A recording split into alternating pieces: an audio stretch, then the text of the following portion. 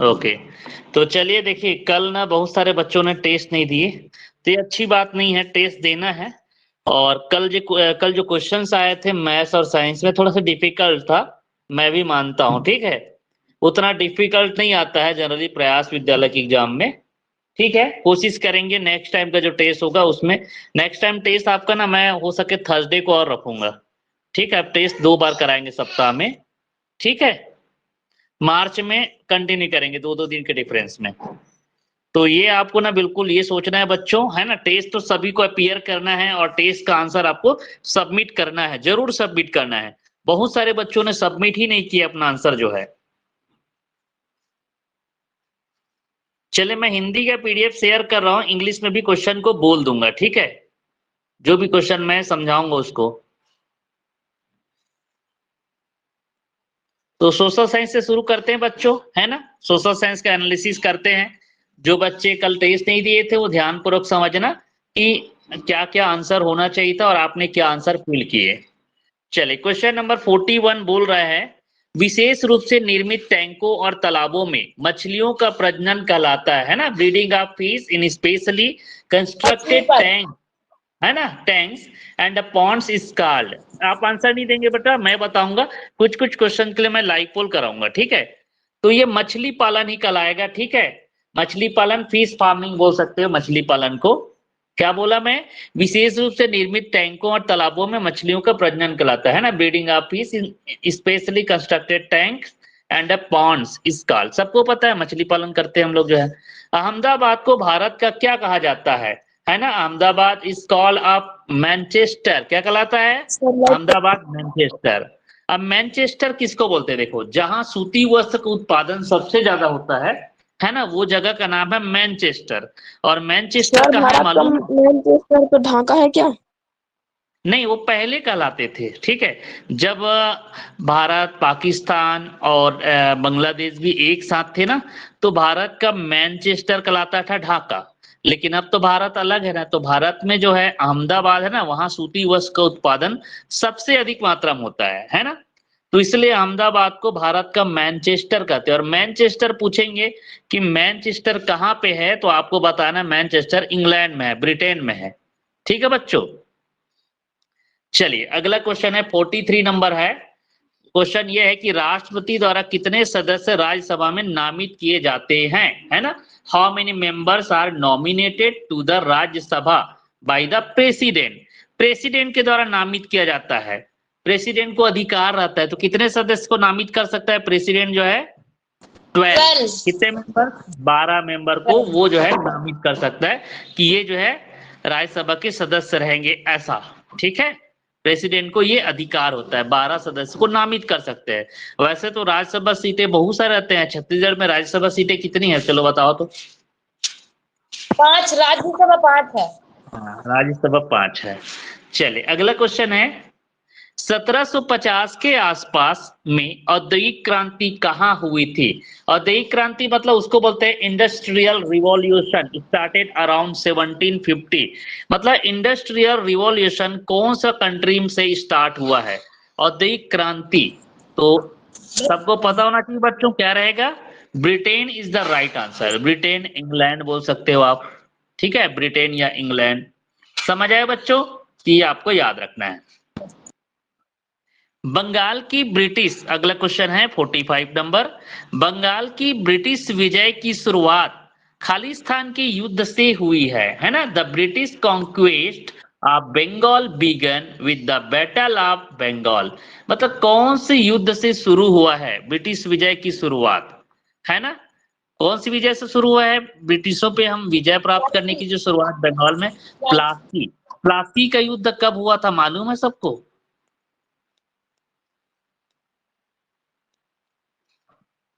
1757, है ना।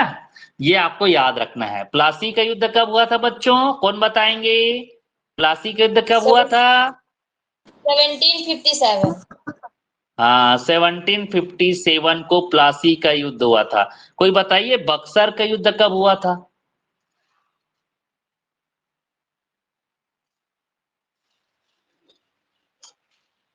बताइए। 1764। हाँ देखिए 1754 को 1764 बेटा 1764 तो बक्सर का युद्ध हुआ था बंगाल के नवाब सिराजुद्दौला और अंग्रेजों के बीच हुआ था 1764 में 1764 में बक्सर का युद्ध। और प्लासी का युद्ध हुआ था 1757 में 1757 में, है ना, बंगाल के नवाब की सेना और किसके बीच हुआ था, ब्रिटिश ईस्ट इंडिया कंपनी के बीच हुआ था प्लासी का युद्ध, है ना, 23 जून 1757 को हुआ था।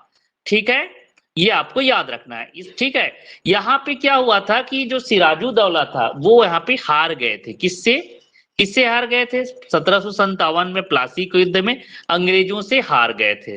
तो यहीं से जो है, लेकिन ब्रिटिश विजय की शुरुआत यहीं से हुआ था, है ना, यहीं से मतलब उन लोग जब पहली बार ब्रिटिश के साथ लड़ाई किए थे और यहीं से मतलब ब्रिटिशों पर जीतने की प्रक्रिया शुरू हुई। हालांकि उस समय तो हार गए थे, फिर उसके आगे से जीतने की प्रक्रिया शुरू हुई। ठीक है, ये आपको याद रखना है।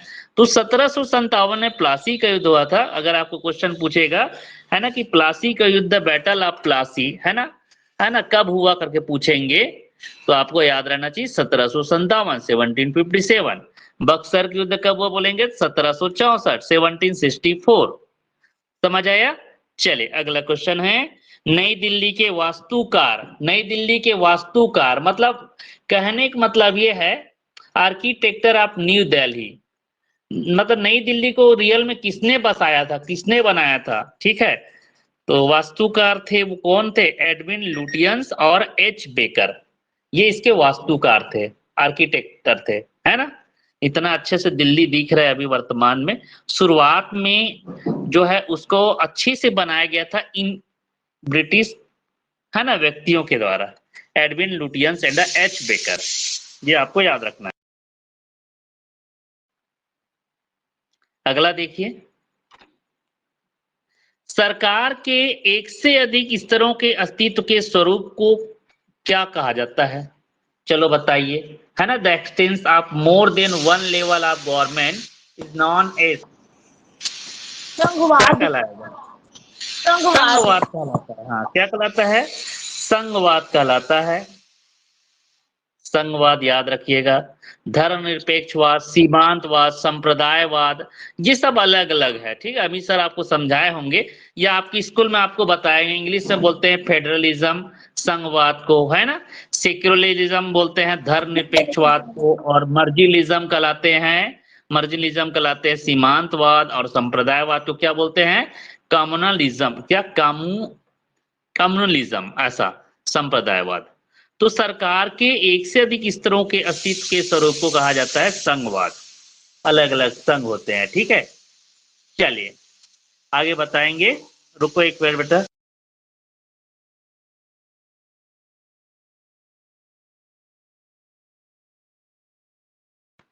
देखिए, धन विधेयक प्रस्तुत किया जाता है। धन विधेयक, मनी बिल, पता है ना, लोकसभा राज्यसभा में बिल पास होता है ना। अभी एक बिल पास हुआ था, एक्सीडेंट वाला केस वाला बिल पास हुआ था, ड्राइवर लोग हड़ताल किए थे।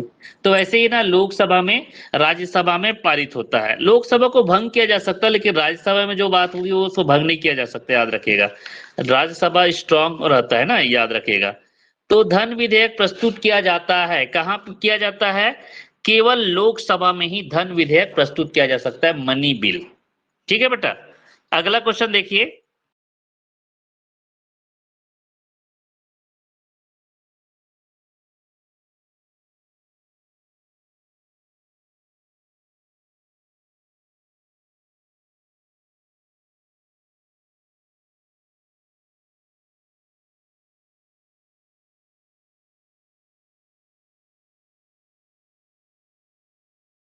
सॉरी।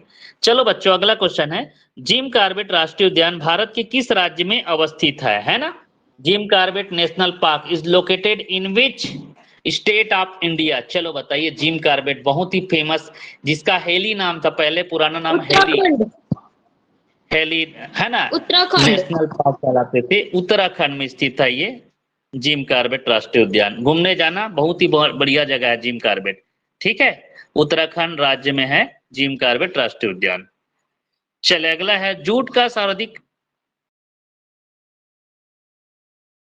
बच्चों थोड़ा सा रुक रुक कर क्लास ले रहा हूँ, ठीक है। एक्चुअली में दाल पक रही तो सीटी बहुत बज रही है, सामने ही बैठा हूं मैं।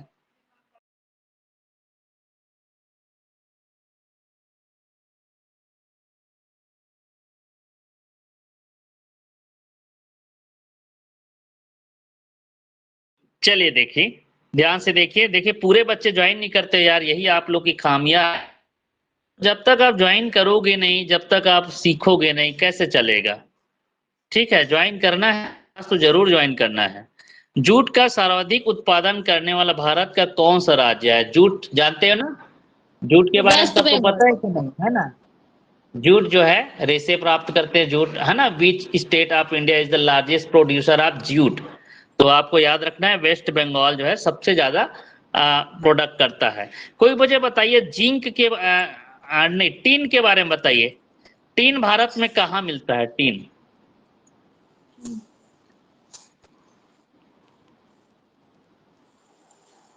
चलो बताइए। टीन का उत्पादन करने वाला एकमात्र राज्य कौन सा है? टीन का उत्पादन करने वाला भारत में, टीन प्रोडक्शन में कौन सा राज्य है एकमात्र? नहीं मालूम? छत्तीसगढ़, है ना। केवल छत्तीसगढ़ ही है जहां टीन मिलता है, टीन, है ना। टीन मेटल मिलता है जो दंतेवाड़ा डिस्ट्रिक्ट में मिलता है, टीन, याद रखेगा। तो बिल्कुल भूलना नहीं है। सरकार का एक रूप जाना जाता है जहां लोग समान राजनीतिक अधिकार का आनंद लेते हैं, अपने शासक का चुनाव करते हैं और उन्हें जवाबदेह ठहराते हैं। A form of government where the people enjoy equal political rights, elect their rulers and hold them accountable. क्या कहलाता है उसको? लोकतांत्रिक बोलते हैं ना, डेमोक्रेटिक बोलते हैं ना। हम लोग लोकतांत्रिक देश में है ना, सबको पता है ना। हम लोग अपने सरकार का निर्णय खुद करते हैं, है ना। सरकार के निर्णय करते हैं ना, प्रधानमंत्री बनाते हैं, मुख्यमंत्री बनाते हैं कि नहीं बनाते हैं, सरपंच बनाते हैं। तो इंडिया इज अ लोकतांत्रिक मतलब डेमोक्रेटिक कंट्री, याद रखिएगा। सरकार का एक रूप जाना जाता है जहां लोग समान राजनीतिक अधिकार का आनंद लेते हैं, अपने शासक का चुनाव करते हैं, उन्हें जवाबदेह ठहराते हैं, उसको बोलते हैं लोकतांत्रिक, डेमोक्रेटिक। क्या कहलाता है इंग्लिश में? डेमोक्रेटिक, याद रखिएगा। चलिए अगला पेज। अरे हाँ, सबसे पहले आप लोग ना स्क्रीनशॉट ले लो पूरे का। चलो दिख रहा है, स्क्रीनशॉट ले लो जी, और मुझे ना क्लास ओवर होने के बाद भेजना सारे स्क्रीनशॉट को। ले लिए? और बड़ा कर देता हूं। हो गया बच्चों? यस और नो? आप लोगों की पढ़ाई में देख रहा हूँ आप लोग ठीक से काम नहीं कर रहे हो, ठीक है। टेस्ट में बहुत कम नंबर लाता है, एक्चुअली टेस्ट अब शो करने का नियम नहीं है ना, इसलिए मैं टेस्ट शो नहीं करता हूँ। लेकिन आपको पता है कि कितना आपका स्कोर आया है, किसका फर्स्ट आया, ये आपको पता है क्योंकि आपने वहां पे सबमिट किए होंगे तो दिखा देता है। पता है ना सबको कि आपका स्कोर कितना है? Yes sir. ओके, तो थोड़ा सा स्कोर बढ़ाइए बेटा, पढ़ाई स्टार्ट कीजिए अच्छे से, है ना। चलिए अगला क्वेश्चन देखिए। 52 नंबर है ना। स्थायी विकास को रोकता है ना, प्रिवेंट सस्टेनेबल डेवलपमेंट। कौन रोकता है? संसाधनों का अपव्यय, प्रदूषण, जैव विविधता की क्षति, ये सभी। स्थायी विकास है ना, प्रिवेंट सस्टेनेबल डेवलपमेंट, ये सभी स्थायी विकास को रोकता है क्या? संसाधनों का अपव्यय, है ना, ज्यादा वेस्टेज ऑफ रिसोर्सेज, पॉल्यूशन ज्यादा फैलेगा तो बीमारी फैलेगी, लोग है ना बीमार होंगे, विकास रुकेगा, इलाज में पैसा लगा देगा। जैव विविधता, लॉस ऑफ बायोडाइवर्सिटी, है ना। जैव विविधता हो, कहीं बारिश ज्यादा हो जाना, धूप नहीं खिलना, तो ये सब क्या है? स्थायी विकास को रोकता है ना, प्रिवेंट सस्टेनेबल डेवलपमेंट। तो आंसर रहेगा D is the right answer, D is the right answer. तो ये बात आपको याद रखना है। हाँ, लाइव पोल कराऊंगा ना। पृथ्वी के कुल जल संसाधनों में ताजा पानी का आसानी से हमारे उपयोग के लिए सुलभ है। मतलब इंडिया, पूरे पृथ्वी में, पूरे अर्थ में कितने परसेंट वाटर जो है केवल पीने के लिए है? लाइव पोल में आंसर दीजिए सारे बच्चे, बोलना मत। कितने परसेंट वाटर केवल पीने के लिए है? Of the earth total water resources fresh water is the most easily accessible for our use। चलो, कितने बच्चों को पता है कितने परसेंट वाटर केवल पीने के लिए है पूरे पृथ्वी में, पूरे अर्थ में?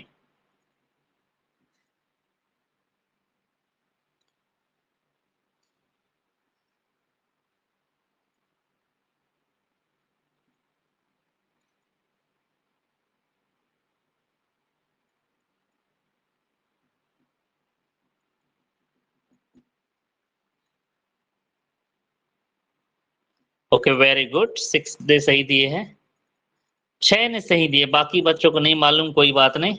केवल 1% है बेटा पानी पीने के लिए, है ना।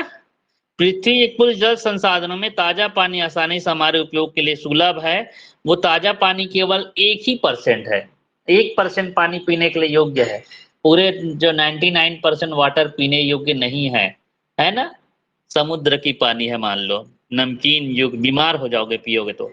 हमारी प्राकृतिक वनस्पति और वन्य जीव की रक्षा की जाती है ना।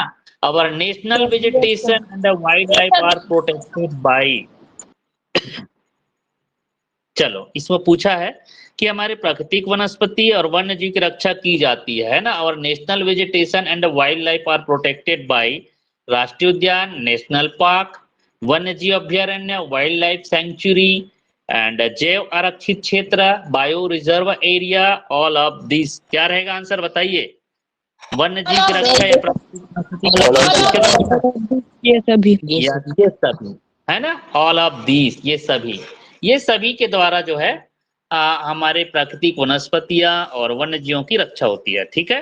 राष्ट्रीय उद्यान सबको पता है, राष्ट्रीय उद्यान बड़ा क्षेत्र में फैला होता है। वन्य जीव अभ्यारण्य छत्तीसगढ़ के पूछेंगे तो 11 है, राष्ट्रीय उद्यान 3 है, बताया गया है ना। सबसे बड़ा राष्ट्रीय उद्यान छत्तीसगढ़ में गुरु घासीदास है, सबसे छोटा राष्ट्रीय उद्यान कांगेर वेली है। वन्य जीव अभ्यारण्य सबसे बड़ा है तिमोर पिंगला है, सबसे बड़ा तिमोर पिंगला, और सबसे छोटा बादलखोल है। तो यह छत्तीसगढ़ की बात है। वैसे तो इंडिया में बहुत सारे राष्ट्रीय उद्यान है, राष्ट्रीय और वन्य जीव अभ्यारण्य है। विश्व में अभ्रक का सबसे बड़ा उत्पादक और निर्यातक है। अभ्रक का कौन सा कंट्री है? अभ्रक मिका बोल सकते हैं इंग्लिश में। ठीक है। उत्पादक और निर्यातक तो इंडिया ही है। भारत में ही सबसे ज्यादा अभ्रक उत्पादन होता है, याद रखेगा। अभ्रक जो धातु है ना, उसके उत्पादन भारत में ही सबसे ज्यादा होता है। यही दूसरे देश को क्या करता है? निर्यात करता है, एक्सपोर्ट करता है। इंपोर्ट और एक्सपोर्ट, इंपोर्ट मतलब मंगाना है ना, आयात करना, और एक्सपोर्ट मतलब भेजना। तो भारत ही एक्सपोर्टर और प्रोड्यूसर है, लार्जेस्ट एक्सपोर्टर एंड प्रोड्यूसर। चलिए अगला क्वेश्चन है, जो संसाधन नए सिरे से बनाए या पुनः उत्पादित किए जा सकते उसे कहते हैं the resources which can be created fresh और रिप्रोड्यूस आर कॉल्ड, या रिसाइकलिंग किया जा सकता है। वो संसाधन को क्या, कौन सा संसाधन बोलते हैं? किसको पता है? नवीनीकरण स्रोत। नवीनीकरण स्रोत, रिन्यूएबल सोर्सेस है ना।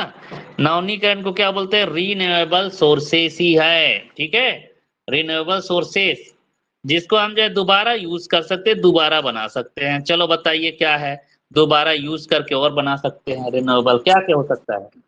सौर ऊर्जा है, सौर ऊर्जा, सौर ऊर्जा, सौर ऊर्जा, या प्लास्टिक है, एनर्जी, पानी, हाँ, और जियोथर्मल एनर्जी। हाँ, प्लास्टिक को भी हम रिन्यूएबल कर सकते हैं। प्लास्टिक को आप लोग देखते होंगे, बॉटल को, प्लास्टिक को। ठीक है, ये भी संसाधन इसी में आएगा रिन्यूएबल में। ठीक है, लेकिन कोयला है क्या? कोयला एक बार जल गया उसको बनाया जा सकता है? Non renewable resources. हाँ, याद रखिएगा, लोहे, कोयले, ये सब नॉन रिन्यूएबल रिसोर्सेस है। ठीक है, ये आपको याद रखना है। गैर नवीनीकरणीय स्रोत। घरेलू हिंसा से महिलाओं की सुरक्षा पर अधिनियम आखिरकार किस वर्ष में कानून बन गया? मतलब the right to the act of protection of women from domestic violence. Domestic violence आप लोग देखते होंगे, सास बहू की झगड़ा होते रहते हैं, है ना, या आस पड़ोस में झगड़ा होते रहते हैं, तो इस तरह के होते हैं झगड़ा, उसको बोलते हैं डोमेस्टिक वायलेंस। इसके लिए भी एक कानून बना है ना, जो कब जारी हुआ था? ये 2005 में बना है। कब बना है बच्चों? 2005 में कानून बना है। चलिए अगला है, सूचना का अधिकार अधिनियम आरटीआई, राइट टू इंफॉर्मेशन, है ना, लोगों के अधिकार की गारंटी देता है। सूचना का अधिकार अधिनियम लागू करते हैं, the right to information act, है ना, ये क्या देता है, क्या गारंटी देता है पीपल को राइट का, मतलब आप जो है ना किसी भी सरकारी कार्य की जानकारी ले सकते हो। ऑप्शन नंबर ए, सरकारी कार्यवाही की जानकारी, जैसे कोई स्कूल में आप गए, जैसे आप आत्मानंद स्कूल में गए क्लास डोंडी लोहारा के, और वहां आत्मानंद स्कूल में गए, आपने लगा दी आरटीआई, कितने टीचर पोस्टेड है, कितने खाली है, कितने सीट यहाँ पे भरा गया है, कितने सीट नहीं भरा गया है। आप अगर ऐसा आवेदन लगाओगे और कुछ पैसा कटाना पड़ता है बैंक से, आप बैंक ड्रॉप बना क्या बोलते हैं उसको, चालान बनाओगे और लगा दोगे, वही 20-30 रुपए का। तो कोई भी जगह का ना इंफॉर्मेशन आपके घर में मिल जाएगा, आपको भेज दिया जाएगा गवर्नमेंट के द्वारा कि इस स्कूल में इतने टीचर का वैकेंट है पोस्ट, इतने भरे हुए हैं, है ना। ऐसे कुछ भी आप सूचना का अधिकार लगा सकते हो। इलीगली किसी की भर्ती हुई तो उसके लिए भी आप सूचना का अधिकार लगा सकते हो, समझ है। तो सरकारी कार्यवाही की जानकारी, है ना, इंफॉर्मेशन अबाउट गवर्नमेंट प्रोसीडिंग, तो ये रहेगा आंसर, सूचना का अधिकार अधिनियम आरटीआई का मतलब। अगला है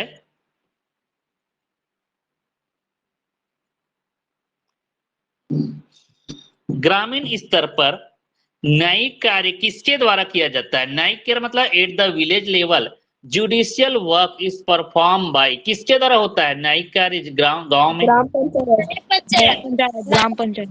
ग्राम पंचायत से नीचे और होता है बेटा, ग्राम पंचायत में तो दूसरे संबंधित गवर्नमेंट से संबंधित वर्क होता है।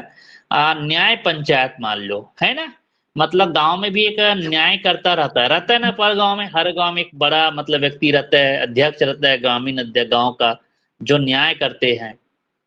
मुखिया बोलते हैं ना, गांव का मुखिया, तो गांव का मुखिया तो उसमें जो है लोग जुड़े रहते हैं पूरे, तो उसको बोलेंगे न्याय पंचायत। क्या बोलेंगे, न्याय पंचायत। ग्राम पंचायत नहीं, ग्राम पंचायत सरकारी जो भी संबंधित रहेगा। चावल आपको नहीं मिल रहा है, ग्राम पंचायत आपके लिए चावल की व्यवस्था करवाएंगे। आपके यहाँ लाइट नहीं जल रही है, लाइट नहीं है, तो आप ग्राम पंचायत में आवेदन देंगे।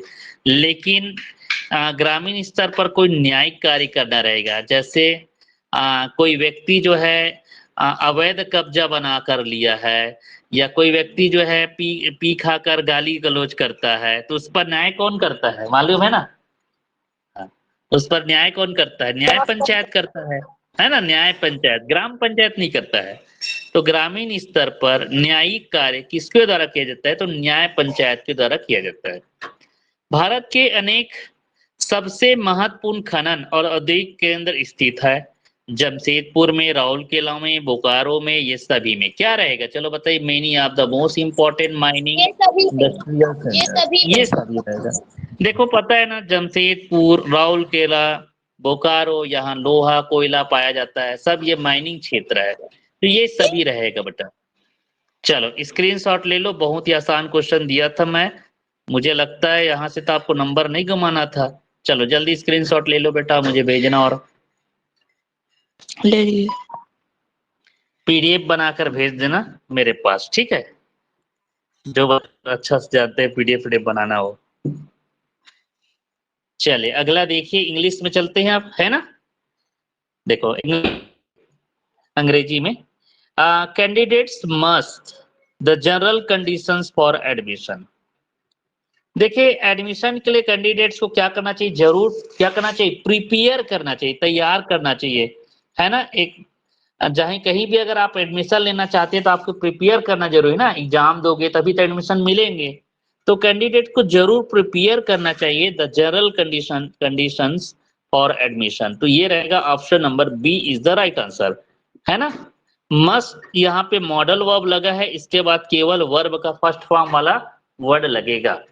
चलिए अगला क्वेश्चन है, he resorts dash sharp practice in his dealings,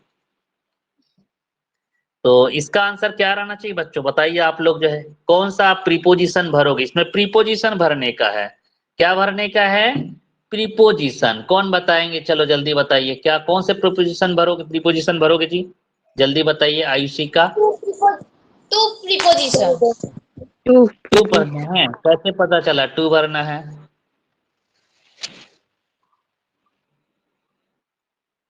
बताइए ना जी।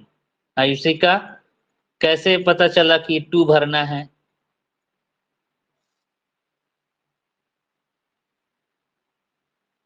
नहीं मालूम?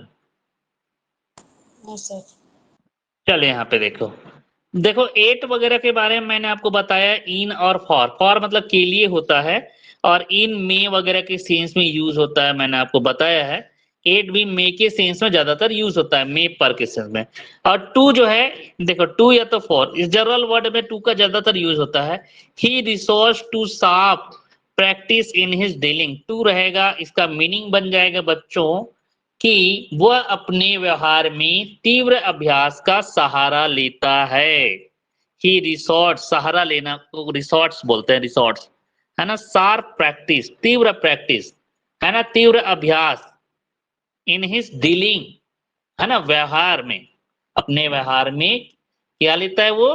तीव्र अभ्यास का सहारा लेते हैं। तो यहाँ पे 2 आपको लगाना है। 8 और इन और फॉर नहीं लगेगा, क्योंकि 8 के बारे में मैंने आपको पता रखा है। कोई क्या बोल सकते हैं, टाइम के पहले 8 लगाना है, कोई जगह की साथ जगह के बारे में बताना है तो 8 लगाना है, मे या पर के सेंस में। स्पीड, है ना, डिस्टेंस के बारे में बताना तो 8 लगाना है। इन के बारे में भी बताया है, बड़े शहरों के नाम को पहले इन लगाना है, मंथ के नाम को पहले इन लगाना है, ईयर के नाम को पहले इन लगाना है। और जो है के लिए के सेंस में होता है, दीज आर प्रीपोजिशंस, है ना। ये सब क्या है? प्रीपोजिशंस है। ये सभी क्या है? प्रीपोजिशंस है। चलिए नेक्स्ट देखिए, 63, English dash English is an international language. Option number A no article, option number B the, option number C a, option number D an. तो देखिए आप लोग ना एन को भरे होंगे मुझे लगता है। तो देखो यहाँ पे याद रखना, एन हम जो है ना, एन जो होता है ना वो शो करता है, एक को शो करता है। तो an English is an international language, ऐसा नहीं होता है बेटा, याद रखे। किसी की आप नेशन बता रहे हो ना, तो वहां पे आ वगैरह नहीं लगता है, या तो द लगता है। जैसे the cow is a useful animal, है ना, गाय एक उपयोगी पशु है। तो the English is an international language ऐसे भी नहीं बोलना है, क्योंकि द नहीं लगता है इंग्लिश वर्ड के पहले। तो आपको यहाँ पे कोई आर्टिकल नहीं लगाना है, नो आर्टिकल। इंग्लिश अपने में एक बहुत बड़ा क्षेत्र होता है ना, लैंग्वेज है। द हिंदी भी नहीं बोल सकते, Hindi is an international language, या English is an international language, याद रखिएगा। ठीक है बेटा? क्यों? क्योंकि ये क्या है, इंग्लिश क्या है, इंग्लिश को पता है कौन सा नाउन में आता है? और बताइए, और आपको इजी कर देता हूँ, इंग्लिश कौन सा नाउन है बताओ? प्रॉपर नाउन, कॉमन नाउन, कौन सा नाउन है? प्रॉपर। प्रॉपर नाउन है, ठीक है। प्रॉपर नाउन इसलिए क्योंकि because it is the name of language, है ना, ये लैंग्वेज का नेम है। और आपको मालूम हो जाना चाहिए किसी भी प्रॉपर नाउन के पहले द आर्टिकल नहीं लगाया जाता है, कोई भी आर्टिकल। जैसे आप द लेमन बोल सकते हो क्या? द आइसिका बोल सकते हो क्या? ना, बिकॉज आइसिका इज द नेम ऑफ कौन सा नाउन? आइसिका कौन सा नाउन की एग्जाम्पल है? प्रॉपर नाउन का है। तो यहाँ पे नो आर्टिकल, है ना। चलिए, इंडस्ट्रियस, इंडस्ट्रियस मतलब होता है बहुत ज्यादा मेहनत करने वाला को बोलते हैं। तो इसका आंसर रहेगा हार्ड वर्किंग, है ना। The word industrious means hard working, option number C. चले लीजिए सब लोग, स्क्रीनशॉट लीजिए जल्दी। हो गया? स्क्रीनशॉट हो गया? यस बाकी सर। चीज को मिटा देता हूँ, बाकी चीज को मिटाने के बाद लेना। चलो अब रुको, ये मिटा देता हूँ। चलो अब लीजिए स्क्रीनशॉट। हो गया ना? Yes sir. ओके, चलिए अगला देखिए। Choose the correct order to make the sentence below meaningful. आपको ना ये देखो यहाँ पे नंबरिंग दिया है, और आपको ना सेंटेंस क्रिएट करना है कि सही सेंटेंस कैसे रहेगा, ये आपको क्रिएट करना है। ठीक है बेटा? तो चलो आपको बताते हैं सेंटेंस कैसे बनाओगे आप जो है। देखो, choose the correct order to make the sentence below meaningful. जैसे वियर है, दीज है, पीपल है, ऑलमोस्ट है, अ है, मेजॉरिटी है, अपडेस है, अवाच है। तो कैसे रहेगा देखो ना, ऑलमोस्ट मतलब ज्यादातर।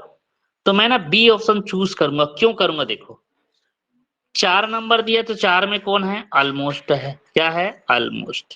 ये पहले आ जाएगा सेंटेंस में, ऑलमोस्ट। 4 के बाद 5, ऑलमोस्ट के बाद कौन है? ए। उसके बाद कौन है? मेजॉरिटी। मेजो मेजॉरिटी। उसके बाद कौन है? 7, 7 में ऑफ। उसके बाद 6, 6 में कौन है? नहीं नहीं, 6 तो है नहीं यार, सॉरी, 4 5 7 6, पहले 4 है फिर 5 ऑफ रहेगा, तो यहाँ पे रहेगा ऑलमोस्ट आ। नहीं नहीं, कौन सा वाला आ रहा है? 4 5 6 7 3 1 9 2 8। आई थिंक वो ए है क्या? देखो ए रहेगा, उल्टा हो रहा है, देखो ए को पहले कर देते हैं। 4 मैंने लिया, ऑलमोस्ट को ए ऑप्शन, ठीक है। उसके बाद आ, ऑलमोस्ट के बाद आ यहाँ पे लिखा हुआ देखो। 5 number, 6 number majority, 7 number of, उसके बाद पीपल, तो क्या रहेगा? Almost a majority of people. ये देखो 3 नंबर है यहाँ पे, देखिए। उसके बाद वियर, वियर मतलब पहनना, ये 1 नंबर हो गया। फिर इसके बाद 9 में कौन है? Watch, watch a watch, wear a watch. उसके बाद 2 दीज, फिर डेज। तो कैसे हो जाएगा इसका sentence? Almost a majority of people wear, है ना, wear a watch these days. ज्यादातर, बहुत अधिक मात्रा में लोग क्या पहनते हैं? इन दिनों घड़ी पहनते हैं। तो answer number A is the right answer. ऐसे आता है, याद रखिएगा, समझना है आप लोगों को, ठीक है। इसमें आपको ध्यान से समझना है। नंबरिंग कर दिए हैं वर्ड्स को, और ये बोला है कि कौन सा वर्ड पहले आएगा, ये क्वेश्चन पूछा है, ठीक है बेटा, कि कौन सा वर्ड पहले आएगा। तो जैसे ऑलमोस्ट पहले आएगा, उसके बाद मेजॉरिटी, देखो नंबरिंग है, वो नंबरिंग को फॉलो करना है। चलिए अगला वर्ड है, select the word closest in the meaning to mortal. Mortal मतलब होता है नश्वर, जो कभी खत्म नहीं होते, नश्वर। तो नश्वर जो होता है उसी जैसे सेम वर्ड होता है fatal, fatal. Answer number C, fatal, ये रहेगा। और अगला है, mark the word with the correct spelling. सही स्पेलिंग लिखा गया है, कौन सा वर्ड सही स्पेलिंग में लिखा गया है? आप ही लोग बताइए, कौन सा वर्ड सही स्पेलिंग में लिखा गया है? सर ए ऑप्शन है। ऑप्शन नंबर ए, मेंटेनेंस, है ना, मेंटेनेंस करना, सुधारना, मेंटेनेंस करना, ये सही लिखा गया है, ठीक है। ऑप्शन नंबर ए। चलो लगाइए एक बार स्क्रीनशॉट। हो गया? Yes sir. हो गया ना? चलिए, यस सर। चलिए अगला देखिए। चलिए अगला है, अगला क्वेश्चन है, रुको क्वेश्चन को थोड़ा पढ़ते हैं, क्या लिखा है थोड़ा, मेरे से यहाँ पे प्रॉब्लम हो रही है। The coach insisted that Ronaldo the this center position even though he is too short for that position. Use the correct word. आपको वर्ब भरना है बेटा, करेक्ट वर्ब। ने कोच ने इंसिस्ट किए, इंसिस्ट मतलब होता है जिद करना, है ना। कि कोच ने जिद किए, क्या किए? जिद किए कि Ronaldo to play the centre position, Ronaldo को सेंटर पोजीशन में खेलने के लिए, इवन दो, भले ही इज टू शॉर्ट, भले ही वो बहुत छोटा है, फॉर दैट पोजीशन, उस पोजीशन में बहुत छोटा है, फिर भी उसने खेलने के लिए इंसिस्ट किए। तो ये थोड़ा सा आपके समझ से बाहर रहेगा। ये नॉन फाइनाइट वर्ब का बेयर इंफिनिटिव वाला वर्ब फॉर्म लगता है, केवल प्ले लगाना है, क्योंकि मेन वर्ब तो जिद करना हो जाएगा। ये जो है ना, एक नाउन के रूप में यूज होगा, यहाँ पे जो प्ले लिखोगे वो वर्ब के रूप में यूज होगा। टू प्ले रहना था, लेकिन टू को वहां पे छुपा दिए गए हैं, ठीक है। तो बेयर इंफिनिटिव का वर्ड लगेगा। The coach insisted that Ronaldo play the centre position even though he is too short for that position, है ना। कोच ने जिद किए कि रोनाल्डो जो है खेलें, इस पोजीशन पर खेलें, भले ही वो कितना छोटा है अपने पोजीशन पे, ठीक है। ये बात आपको याद रखना है। चलिए ओके, चलिए अगला क्वेश्चन देखिए 69।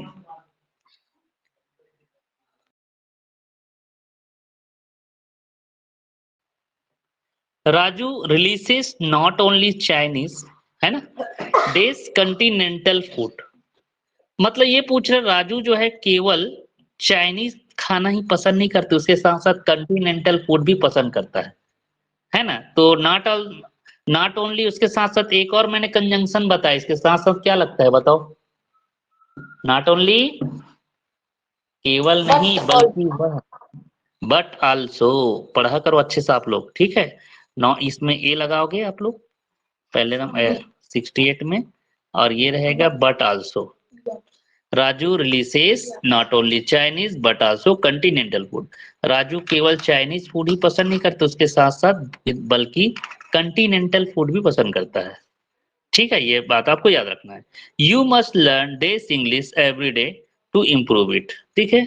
आपको जरूर जो है थोड़ी इंग्लिश क्या करना चाहिए, पर डे पढ़नी चाहिए। क्यों करने के लिए, इम्प्रूव करने के लिए, सुधार के लिए।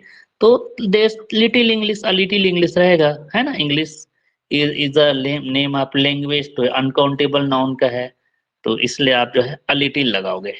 You must learn a little English every day to improve it. चलिए टिक स्क्रीनशॉट लगाइए, जल्दी जल्दी कीजिए, ज्यादा टाइम नहीं बचा है, जल्दी जल्दी बताऊंगा बाकी। हो गया। इंग्लिश में देखिए, त वर्ग का उच्चारण स्थान पता है सबको। त वर्ग में कौन कौन से आता है, त था द ध न, कौन सा कहाँ पे उच्चारण स्थान बताइए, दांत से होता है ना। त वर्ग दांत से होता है तो दंत रहेगा, है ना।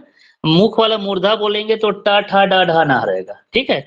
और ओष्ठ वाले बोलेंगे तो वो उच्चारण वाला जो वर्ण है वो ओष्ठ प फ ब भ म, ठीक है। और कंठ वाले बोलेंगे तो क ख ग घ अंग, ये कंठस्थ व्यंजन वर्ण है। चलिए, पुष्प कौन सा शब्द है, पुष्प और या फूल, तो पुष्प जो है तत्सम शब्द है। कौन सा शब्द है, तत्सम। तत्सम किसको बोलते हैं बताइए बच्चों। ऐसे शब्द जो रियल में तो संस्कृत के हैं, लेकिन उसको ज्यों का त्यों हिंदी में प्रयोग किया जाता है, वो तत्सम शब्द कहलाते हैं, ठीक है बेटा। चलिए आगे देखिए, नवयुवक कौन सा समास है, आप ही लोग बताइए जल्दी, नवयुवक कौन सा समास है, कर्मधारय समास है ना। विशेषण विशेष से रहता है, नव एक विशेषण शब्द है, युवक विशेष्य है, तो कर्मधारय समास है ना। नव युवक। वह कुल्हाड़ी से वृक्ष काटता है, से विभक्ति का लोग कौन सा वो कारक में होता है, से। कर्ता ने कर्म को करण से, संप्रदान के लिए, आपादान से, अधिकरण में पर, संबोधन हे अरे, तो 8 कारक होते हैं हिंदी में, याद रखिएगा, ठीक है। कर्ता वाले में कर्ता ने कारक होता है, कर्म में को कारक होगा। कर्ता ने कर्म को, करण से, संप्रदान के लिए, आपादान से, अधिकरण में पर, संबंध का के की, और संबोधन हे अरे, ठीक है। ये याद रखते हैं। निम्न में अशुद्ध शब्द कौन सा है, सबको पता चल गया होगा। कौन सा शब्द अशुद्ध है इसमें, कौन सा शब्द, ये ऐसा होना चाहिए था, साप्ताहिक ऐसा होना चाहिए था, लेकिन गलती से आ की मात्रा नहीं लिखा है, तो इसलिए अशुद्ध है, ठीक है। चलिए अगला वर्ड देखिए, ईमानदारी कौन सी संज्ञा है, चलो बताइए। ईमानदारी को देख सकते हो क्या, नहीं, तो केवल महसूस करते हो कौन सा संज्ञा, केवल महसूस करते हो कौन सा संज्ञा है बताइए आप लोग। यस भाववाचक संज्ञा, ठीक है, वेरी गुड, भाववाचक संज्ञा। तुम जा रहे हो कौन सा काल है, चलो बताइए, तुम जा रहे हो कौन सा काल की बात हो रही है, वर्तमान काल। हाँ, अगर बोलेंगे तुम गए ऐसे बोलेंगे तो भूतकाल, तुम जाओगी ऐसे बोलोगे तो भविष्य काल का हो जाएगा, ठीक है। क्लास मत छोड़ा करो यार, 20 बच्चे हो लेकिन आप लोग देखो 11 में आ गए, पढ़ाने में मजा नहीं आता, छोड़ते जाते हो। इतना अच्छी बात बताया जा रहा है। ओह यह पीठी गया, ओह ऐसा, उसके बाद क्या लिखा है, देखो ओह के बाद क्या लिखा है, एक्सक्लेमेशन मार्क। तो एक्सक्लेमेशन मार्क को कौन क्या बोलते हैं हिंदी में,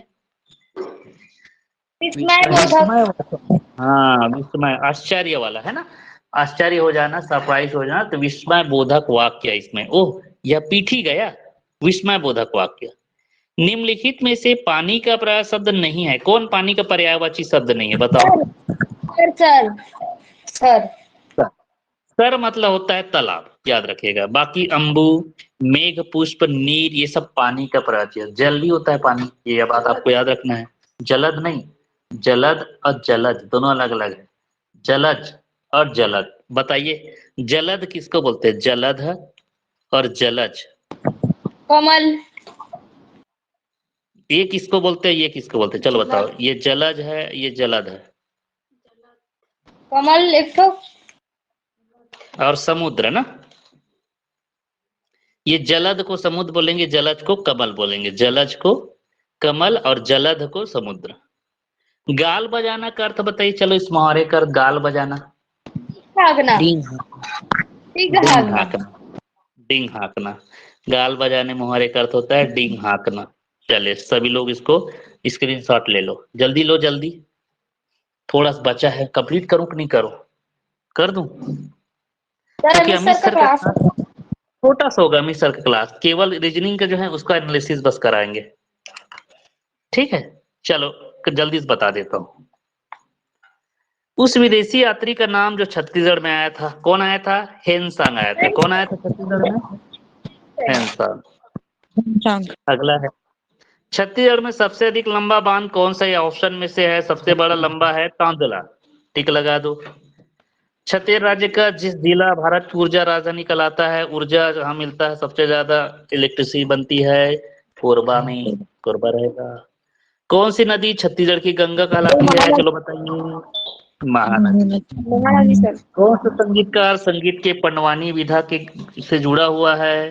पंडवानी वाला ऋतु वर्मा। कौन है?